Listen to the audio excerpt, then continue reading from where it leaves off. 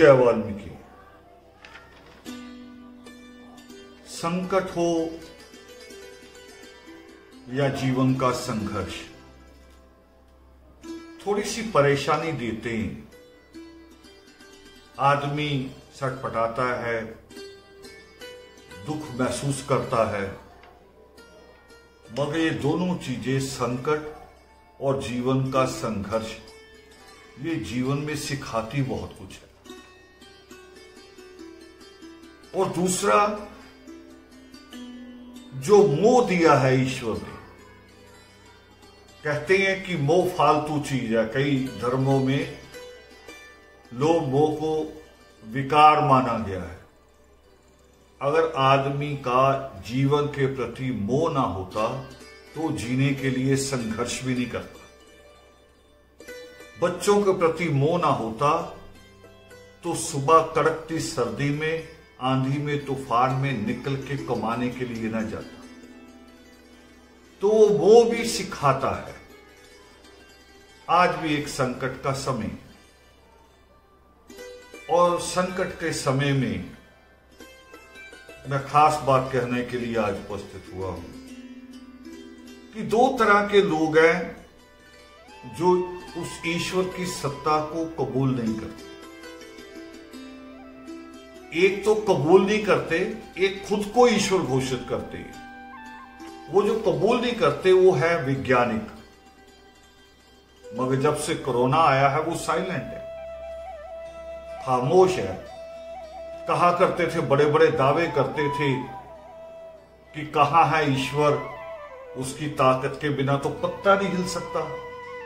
और आज देखो ईश्वर क्या हिल रहा है। आज सड़कें खामोश, गाड़ियां खड़ी हैं आपकी, रेल जो कभी नहीं खड़ी हुई वो रेल खड़ी है, हवाई जहाज रुके हुए हैं।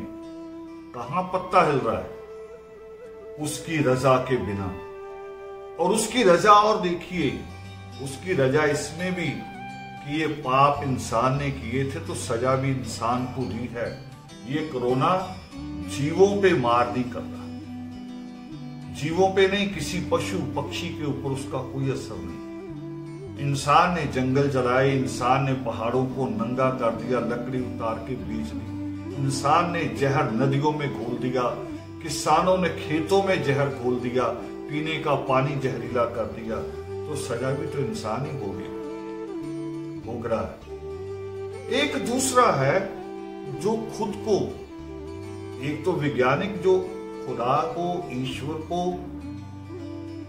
स्वीकार नहीं करता, मगर एक दूसरा वो जो बाबा बन के घूम रहे हैं, बड़े बड़े मठाधीश, पादरी, पंडित, मुल्ला, वो कभी कभी इस अवस्था में पहुंच जाते हैं कि ईश्वर की सत्ता को कबूल ही नहीं करते, खुद ही सारा कुछ हो जाते। कोई आशीर्वाद बांटता है, कोई धागा तवीज बांटता है, कोई राख बांट रहा है। वो कह रहे ये सारी ताकतें हैं, यही सारी चीजें हैं।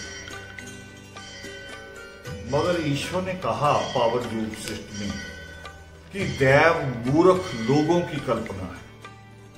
दैव मीन शक्ति है किसी तरह की, किसी देवी देवता की कल्पना करना। खुदा की और इंसान के बीच की किसी भी शक्ति को मानना, उसको ईश्वर कहते हैं कि दैव मूर्ख लोगों कल्पना। दो ही ताकतें हैं, एक स्वयं ईश्वर और एक इंसान। ईश्वर ने बहुत कुछ बनाया कच्चे रूप में, इंसान ने उसको ढाल के बड़ी बिल्डिंगों के रूप में, अपने औजारों के रूप में उसको नया रूप दिया। तो दो ही ताकतें हैं, तीसरी नहीं है। कबीर साहब की एक बहुत प्रसिद्ध उनकी बात कही कि तंत्र मंत्र सब झूठ है, मत भरमो जब कोई, सार शब्द जाने बिना तागा हंस।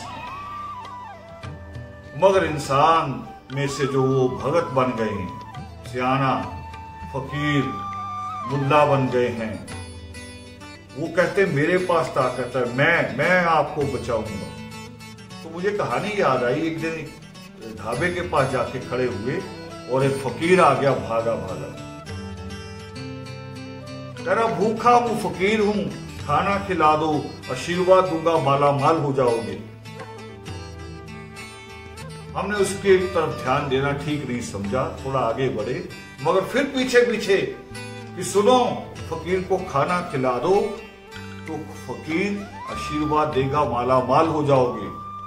तो मैंने कहा माला माल की जरूरत नहीं है, इतना ही करो कि मुझे भी भूख लगी है, तुम्हें भी लगी है, लाओ 2 थाली पैदा करो। अभी वो तुम्हारे आशीर्वाद से जो आता है वो 2 थाली पैदा करो, एक तुम खाओ, एक मैं खाता हूं।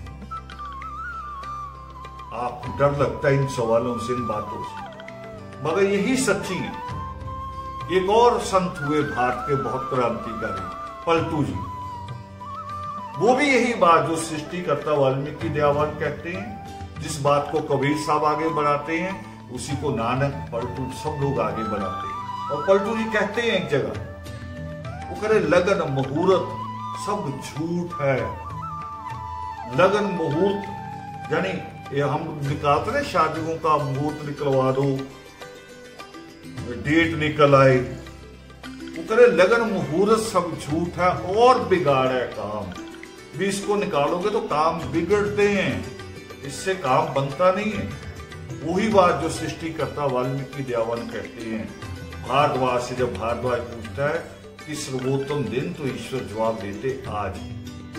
सर्वोत्तम समय वो कहते अभी, जब तुमने कुछ अच्छा करने का सोच लिया, उससे अच्छा और कुछ नहीं।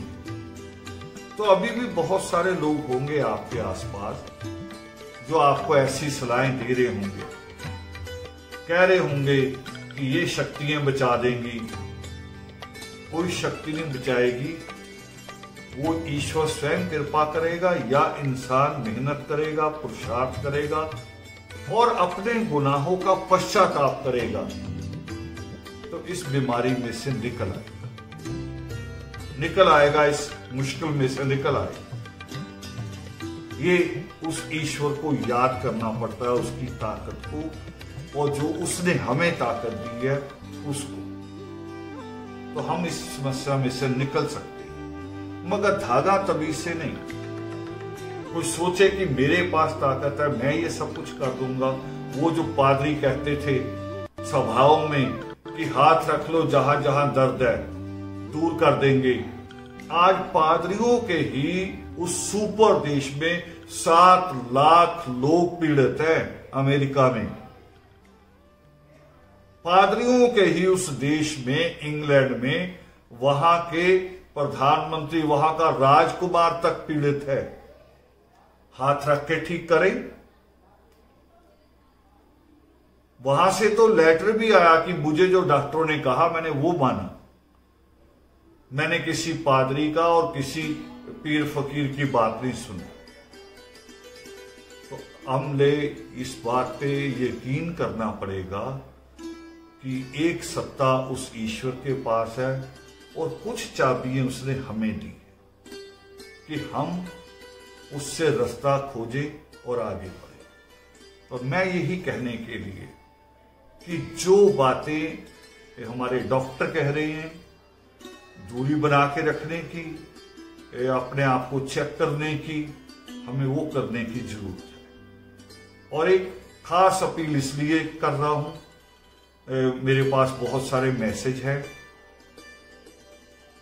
थोड़े दिनों बाद मेरा जन्मदिन है, तो मेरी आप सबसे अपील भी है, एक तरह से जो मुझे कुछ मानते हैं, जो प्यार करते हैं, उनके लिए एक हुक्म भी है कि कोई किसी तरह का अपने घर में भी, अकेले घर में बैठ के भी कोई केक जैसी रस्म नहीं करेगा। दुनिया इस वक्त मर रही है।